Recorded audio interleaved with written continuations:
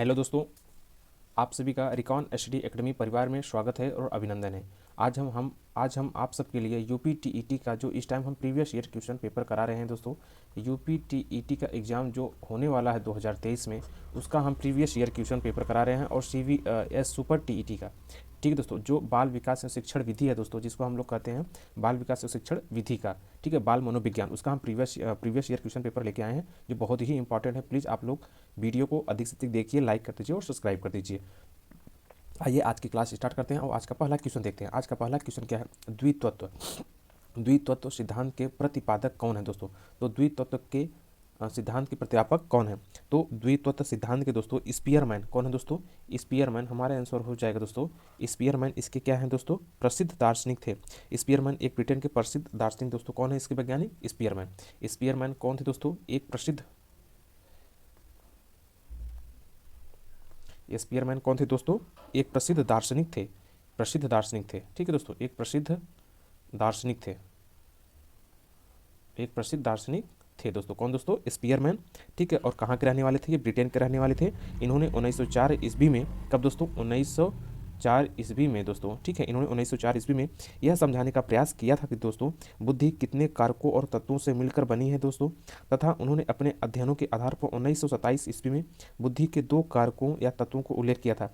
एक तो सामान्य तत्व जनरल फैक्टर, जिसको हम लोग जी फैक्टर कहते हैं, जिसको हम लोग क्या कहते हैं? जी फैक्टर कहते हैं। ठीक है, एक जी फैक्टर होता है और दूसरे को विशिष्ट तत्व मतलब स्पेसिफिक फैक्टर, एस फैक्टर कहते हैं। स्पेसिफिक फैक्टर, दो फैक्टर इन्होंने दिया था की संज्ञा दी गई इस, तथा इसी को स्पीयरमैन के द्वितत्व सिद्धांत कहा जाता है। इसी जी फैक्टर और एस फैक्टर। जी फैक्टर का मतलब होता है जनरल फैक्टर, ठीक, मैं लिख दे रहा हूँ जनरल, जनरल फैक्टर, और एस फैक्टर मतलब स्पेसिफिक फैक्टर, स्पेसिफिक फैक्टर। ठीक है, इसी के तत्व पे इनको दोस्तों द्वितत्व सिद्धांत के प्रतिपादक कहा गया। अगला क्वेश्चन देखते हैं। जो चीज़ें न समझ में आए आप लोग कमेंट बॉक्स में कमेंट करके पूछ सकते हैं। मनोविज्ञान की प्रयोगशाला किस मनोवैज्ञानिक ने स्थापित की? एस्कीवरल, स्पीयरमैन, हाल्स और वुंट। तो यह किसने किया दोस्तों? वुंटे ने किया। हमारा आंसर क्या हो जाएगा दोस्तों? वुंटे ने किया था। ठीक है, यह डॉक्टर वुंट जर्मनी के प्रमुख जर्मन चिकित्सक थे। वुंट कौन थे दोस्तों? जर्मनी के प्रमुख चिकित्सक थे। ठीक है दोस्तों, क्या थे? प्रमुख चिकित्सक थे दोस्तों। और विज्ञानी आधुनिक विज्ञान के संस्थापक नेताओं में से भी दोस्तों यह एक थे, इनको जाना जाता है। इसके साथ ही यह मनोविज्ञान के प्रोफेसर भी थे दोस्तों। यह मनोविज्ञान के भी क्या थे? प्रोफेसर थे। इन्होंने सन 1879, 1879 या 1881 में दोस्तों इन्होंने क्या किया था पता है? एक मनोवैज्ञानिक की प्रयोगशाला की स्थापना की थी। एक मनोवैज्ञानिक मनोविज्ञान की प्रयोगशाला की स्थापना की थी। ठीक है, स्थापना की। और प्रयोगशाला की स्थापना सही सन में विवाद है, अतः यह स्पष्ट नहीं करते। जो इनका ये ईयर है दोस्तों 1879, 1879, 88, इसमें विवाद है। अभी आज तक स्पष्ट नहीं हो पाया। ठीक है, अगला क्वेश्चन देखते हैं। 1882 और दोस्तों 1882 1882 ईस्वी में किस मनोवैज्ञानिक द्वारा लंदन में मानवीय विशेषताओं का अध्ययन करने के लिए प्रयोगशाला का निर्माण किया गया था? तो प्लीज़ आप लोग कमेंट बॉक्स में बताइए कौन दोस्तों कब किया गया था। ठीक है, तो यह कब किसके द्वारा किया गया दोस्तों? अल्फ्रेड बिने। किसके द्वारा दोस्तों? अल्फ्रेड बिने। हमारा आंसर क्या हो जाएगा? अल्फ्रेड बिने के द्वारा। कब दोस्तों? 1882 ईस्वी में किया गया था। लंदन में मानवीय विशेषताओं का अध्ययन करने के लिए प्रयोगशाला का निर्माण किया गया था। ठीक है, अगला क्वेश्चन देखते हैं। मनोवैज्ञानिक वाइगार्ड्स कहाँ के थे? जापान, फ्रांस, रूस, चीन। तो ये दोस्तों कहाँ के थे? आप लोग प्लीज़ कमेंट बॉक्स में कमेंट करके बताइए। यह कहाँ के दोस्तों? जापान, रूस, चीन। दोस्तों यह कहाँ के दोस्तों? रूस के थे। हमारा आंसर क्या हो जाएगा दोस्तों? रूस। वाइगार्ड्स प्रसिद्ध मनोवैज्ञानिक थे जो रूस के निवासी थे। ठीक है दोस्तों, अगला क्वेश्चन देखते हैं। व्यवहारिक बुद्धि का अर्थ है कि बुद्धि संस्कृति का उत्पादन होती है, यह किसका कथन है? स्टर्नबर्ग, वाइगार्ड्स, सैलोवी या फिर मेयर का। ठीक है दोस्तों, तो व्यवहारिक बुद्धि का अर्थ क्या है कि बुद्धि संस्कृति का उत्पादन है। किसकी दोस्तों? संस्कृति का उत्पादन होती है। यह कथन स्टेनबर्ग द्वारा दिया गया था। किसके द्वारा? स्टर्नबर्ग के द्वारा दिया गया दोस्तों। स्टेनबर्ग ने एक त्रितंत्र सिद्धांत दिया था। इन्होंने एक त्रितंत्र सिद्धांत भी दिया था।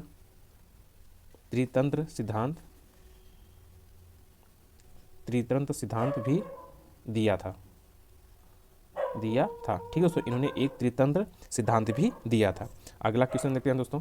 विभेदी प्रशिक्षण का उपयोग किस मनोवैज्ञानिक ने भारतीय अनुकूलन के अनुसार विकसित किया? होरेस, जेपी गिलफोर्ड, वालास, जे एम ओझा। तो दोस्तों मनोवैज्ञानिक जे एम ओझा ने, किसने दोस्तों? मनोवैज्ञानिक जे एम ओझा, हमारा आंसर क्या हो जाएगा जे एम ओझा, ठीक है। विभेदक प्रशिक्षण का उपयोग भारतीय अनुकूलन के अनुसार किया था, ठीक है। अगला क्वेश्चन देखते हैं, किस अभिरक्षा, ठीक दोस्तों, किस अभिरक्षा अभिक्षमता सॉरी दोस्तों किस अभिक्षमता को SAST के नाम से जाना जाता है? तो आर्म्ड सर्विसेज अभिक्षमता AST के नाम से जाना जाता है। किस दोस्तों?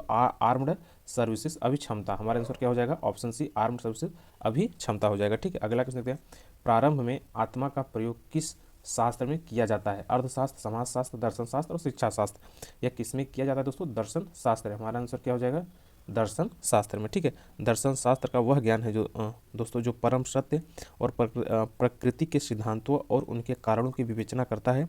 दर्शन शास्त्र सामाजिक चेतना के रूपों में से दोस्तों यह एक है, ठीक है। अगला क्वेश्चन देखते हैं, किसका अभिप्राय अपने व्यवहार को नियंत्रित करने से है? आत्मनियंत्रण, आत्म प्रबलन, आत्म अनुदेशन, आत्म अभिव्यक्ति।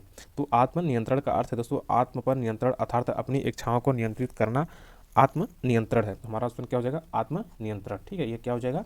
आंसर हो जाएगा, ठीक है। जो चीज़ें नहीं समझ में है आप लोग कमेंट बॉक्स में कमेंट करके पूछ सकते हैं, और इंस्टाग्राम चैनल पे भी आप लोग वहाँ से भी जुड़ सकते हैं, ठीक है। हम वहाँ पे फ्री PDF अवेलेबल है दोस्तों, आप लोग वहाँ जाकर सारे PDF डाउनलोड कर सकते हैं, ठीक है। वहाँ पे हमारी नोट्स भी पड़ी हुई है, ठीक है। किसका तात्पर्य उन विशिष्ट तरीकों से है जिनके द्वारा व्यक्ति अपनी अनुभूतियों को व्यक्त करता है? आत्मनियंत्रण, आत्मसम्मान, अंतर्निरीक्षण, आत्म प्रबलन, ठीक है।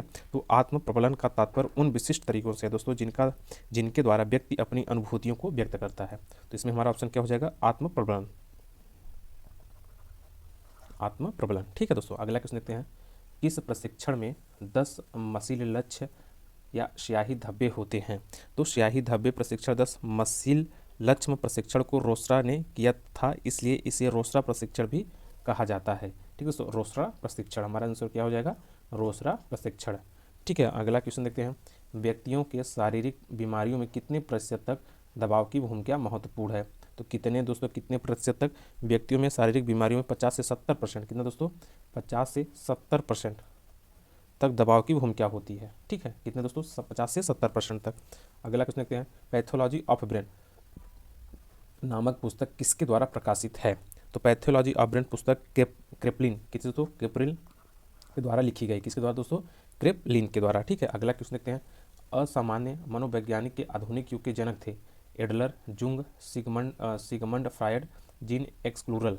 तो किसके द्वारा दोस्तों? सिगमंड फ्रायड, हमारा आंसर क्या हो जाएगा दोस्तों? सिगमंड फ्रायड के द्वारा, ठीक है। सिगमंड फ्रायड को असामान्य मनोवैज्ञानिक का आधुनिक युग का जनक कहा जाता है, ठीक है। इनको क्या कहा जाता है दोस्तों? आधुनिक युग का जनक, आधुनिक युग का जनक कहा जाता है, ठीक है दोस्तों। अगला क्वेश्चन देखते हैं, फादर ऑफ मेडिसिन के नाम से किस मनोवैज्ञानिक को जाना जाता था? हिप्पोक्रेटिस, आइजेनक, अरस्तु, प्लेटो। तो किसके नाम से दोस्तों? अरस्तु के नाम से, हमारा आंसर क्या हो जाएगा दोस्तों? अरस्तु हो जाएगा, ठीक है। अगला क्वेश्चन देखते हैं, सामूहिक पागलपन के प्रमाण किस शताब्दी से किस शताब्दी तक मिले? प्लीज़ यह क्वेश्चन आप लोग बताइए दोस्तों, कब से कब मिले? 10वीं से 16वीं तक, हमारा आंसर क्या हो जाएगा?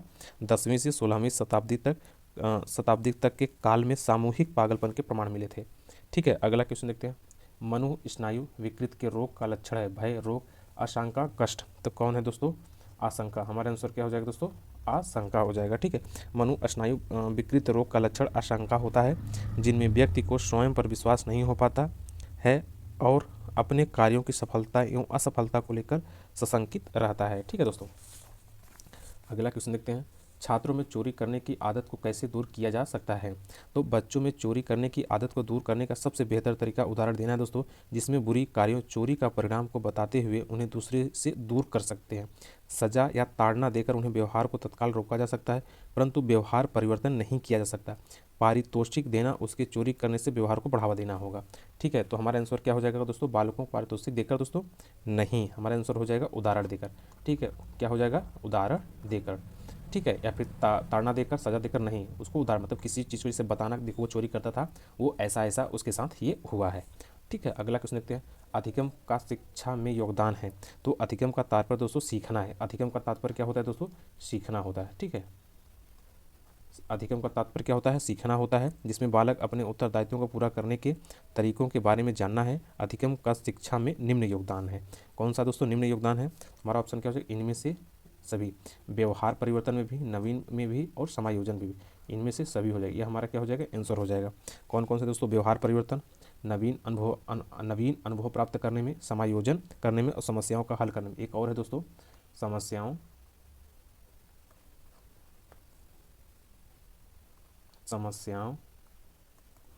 हल करने में और सामाजिक आवश्यकताओं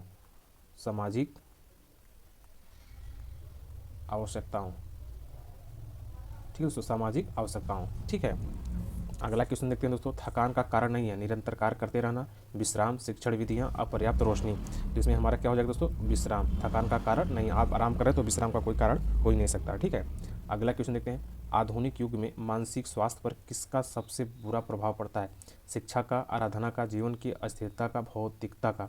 तो किसका दोस्तों सबसे ज़्यादा प्रभाव पड़ता है, जीवन की अस्थिरता का। तो हमारा आंसर क्या हो जाएगा दोस्तों, जीवन की अस्थिरता के लिए व्यक्ति तनाव की स्थिति में रहता है, जो उसके मानसिक स्वास्थ्य पर बुरा प्रभाव पड़ता है। ठीक है, अगला क्वेश्चन देखते हैं, लिंग का निर्धारण होता है माता द्वारा, पिता द्वारा, माता पिता द्वारा, इनमें से कोई नहीं। तो पिता द्वारा। किसके द्वारा होता है दोस्तों, पिता द्वारा। ग्रेगर, एक वैज्ञानिक दोस्तों, ग्रेगर जॉन मेंडल। ठीक है दोस्तों, कौन थे, ग्रेगर जॉन मेंडल, जिन्होंने आनुवंशिकता का पिता कहा जाता है, जिन्हें आनुवंशिकता